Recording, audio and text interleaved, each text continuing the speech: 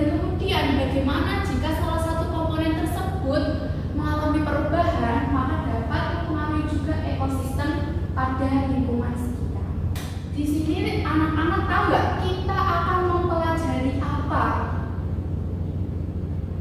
Komponen biotik dan abiotik. Komponen biotik dan abiotik berkaitan dengan pembelajaran sebelumnya ya berarti Mbak Ainur? Iya Ibu. Oke, betul sekali Mbak Ainur. Untuk hari ini kita akan belajar tentang perubahan komponen biotik dan abiotik yang berpengaruh pada kehidupan ekosistem. Sebelum kita masuk ke topik, Ibu akan membagi kelompok terlebih dahulu. Jadi kita akan membuat kelompok kecil, jadi diskusinya hanya beberapa anak saja. Yang di sini Ibu akan bagi kelompok 1 dan yang di sebelah kiri kelompok 2. Oke, lanjut ke materi.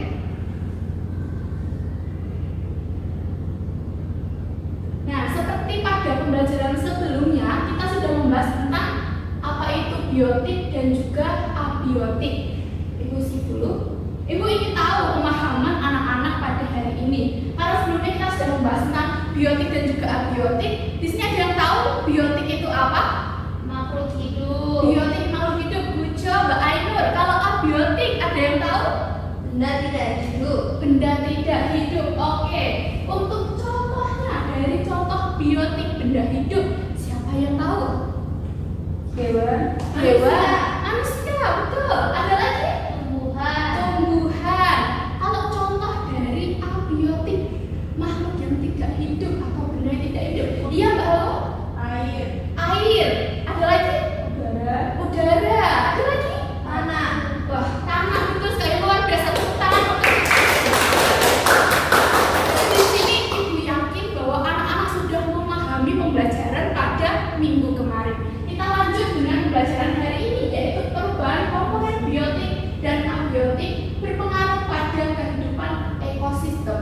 Ada yang tahu ekosistem itu apa? Sepertinya belum tahu ya, akan Ibu jelaskan. Baik, untuk ekosistem adalah suatu sistem yang terdiri dari makhluk hidup seperti yang kita bicarakan tadi, ada biotik, kemudian ada yang tidak hidup yaitu abiotik yang saling berinteraksi atau saling berkaitan untuk membentuk hubungan yang saling mempengaruhi. Jadi untuk komponen biotik yang hidup dan abiotik yang tidak hidup itu saling berhubungan yang disebut sebagai ekosistem. Selanjutnya ada contoh perubahan komponen biotik. Tadi komponen biotik apa anak-anak? Makhluk yang hidup. Berarti contoh perubahannya adalah penurunan populasi spesies tertentu. Biasanya kayak rusa yang di hutan. Biasanya kan populasinya ada yang semakin menurun, ada yang menambah. Nah itu dimaksud sebagai penurunan populasi. Yang selanjutnya ada perubahan keanekaragaman hayati. Biasanya kalau pohon hutan ditebang, kira-kira keragaman hayatinya berkurang atau bertambah? Berkurang ya. Nah, itu adalah contoh dari perubahan keanekaragaman hayati. Terus kemudian yang ketiga ada perubahan perilaku atau adaptasi spesies. Kalau hutannya ditebang, monyetnya mau tinggal di mana? Lari ke pemukiman masyarakat, betul nggak?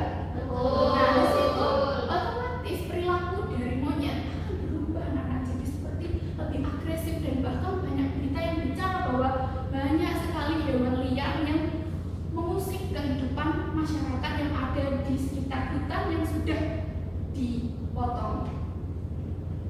Oke, selanjutnya ada memasuki spesies invasif.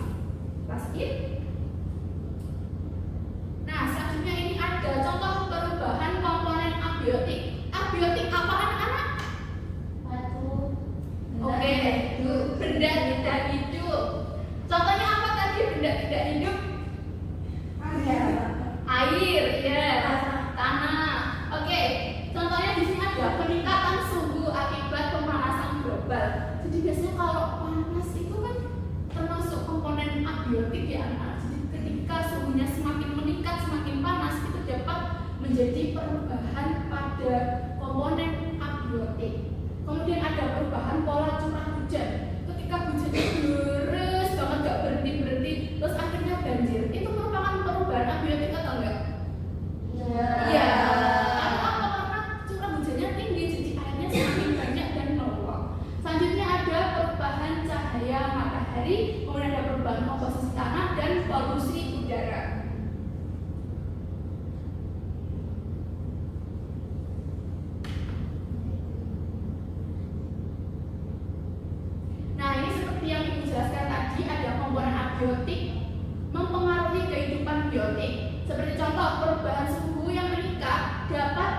membuat habitat tertentu tidak lagi sesuai untuk spesies, menyebabkan mereka berpindah atau bahkan punah. Sama kayak punya tadi, kalau hutannya dipangkas semua, mereka akan lari kan, mereka nggak tahu akan tinggal di mana, dan bahkan ada yang mengusik masyarakat.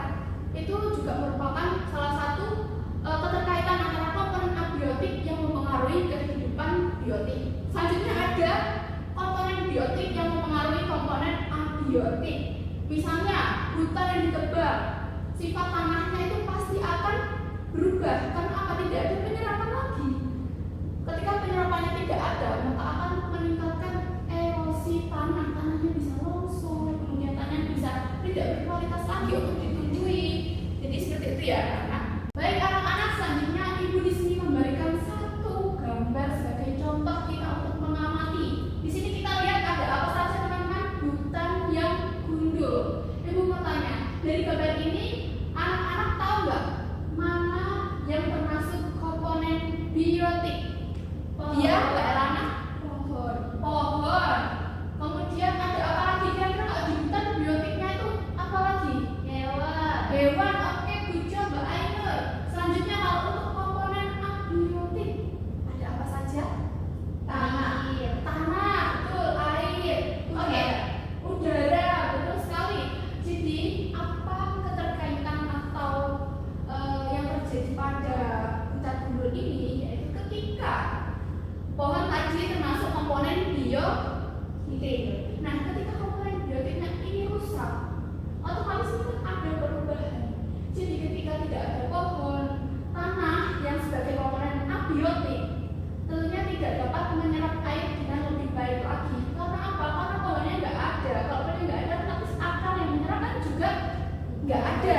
Berarti hal tersebut juga berpengaruh pada ekosistem. Tadi kalau di hutan pasti ada hewan. Nah kalau nggak ada pohonnya, hewannya pergi kemana? Ke rumah warga. Nah, hal tersebut yang dimaksud ketika komponen biotik dan abiotik ketika ada perubahan, maka akan mempengaruhi ekosistem yang ada di lingkungan. Selanjutnya ibu tadi kan sudah membagi kelompok, ada kelompok 1 di sebelah kanan dan kelompok 2 di sebelah kiri. Ibu akan memberikan gambar per kelompok. Untuk kelompok 1 nanti ada gambarnya di sebelah sini, kelompok 2 juga ada.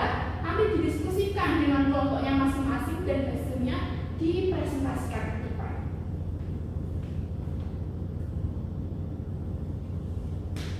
Nah, berikut ini adalah gambar untuk kelompok 1. Kelompok 1 ini melihat adanya apa kelompok 1?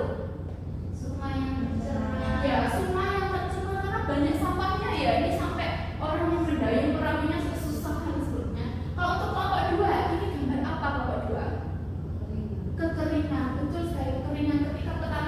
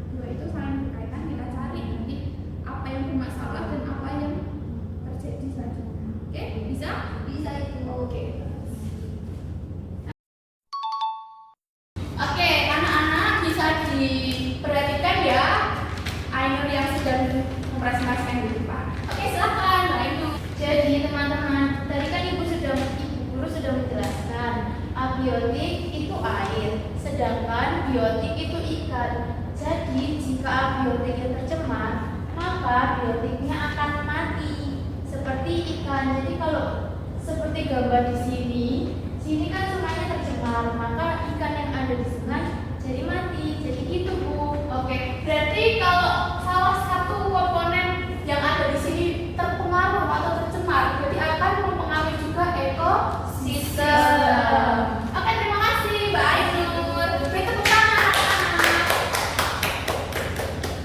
Baik, untuk selanjutnya Ibu akan memberikan LKPD kepada setiap peserta didik. Jadi untuk anak-anak bisa langsung dikerjakan LKPD-nya ya. Langsung Ibu berikan, langsung dikerjakan.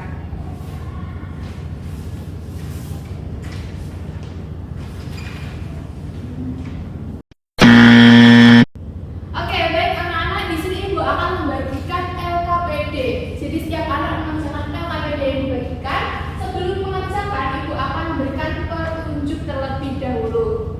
Jadi sebelumnya anak bisa mengisi nama terlebih dahulu, kemudian diisi nomor absen dan juga kelas. Di sini ada perintahnya, bisa dibaca terlebih dahulu, kemudian baru diselesaikan LKPD-nya, dikerjakan dengan semaksimal mungkin. Oke, paham semuanya? Baik, akan diberikan ya.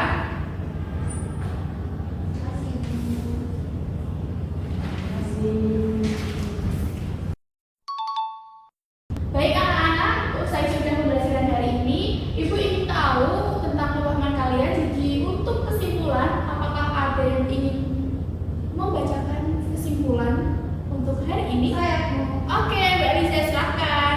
Jadi kesimpulan pembelajaran pada kali ini yaitu kita telah mempelajari ekosistem, yaitu memiliki dua komponen. Yang pertama komponen biotik dan komponen abiotik. Nah, jika ada salah satu dari dua ekosistem tadi yang mempengaruhi, maka ekosistemnya Ekosistemnya akan berubah. Oke, beri tepuk tangan untuk kita semua. Terus kalian berikan Mbak Riza untuk kesimpulannya bahwa ekosistem memiliki dua komponen, yaitu ada biotik dan juga abiotik. Ketika salah satu komponen tersebut, entah itu yang biotik atau abiotiknya ada perubahan, maka akan mempengaruhi ekosistem yang ada di lingkungan.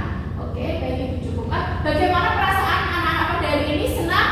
Senang. Seru nggak pelajarannya? Seru. Susah nggak bagi ingat? susah. Susah. Oke, besok ibu akan review kembali biar anak-anak mudah untuk mengingat pelajaran hari ini. Oke, Ibu cukupkan. Untuk sebelumnya kita berdoa terlebih dahulu agar kita di jalan juga selamat sampai rumah. Untuk yang mau memimpin doa, tadi Mbak Hawa sudah, ada lagi yang memimpin doa? Mbak Ainur, oke Mbak Ainur silahkan memimpin doa. Baiklah, sebelum Mengakhiri pembelajaran, marilah kita berdoa bersama-sama. Berdoa dimulai. Berdoa selesai. Terima kasih Mbak Ainur.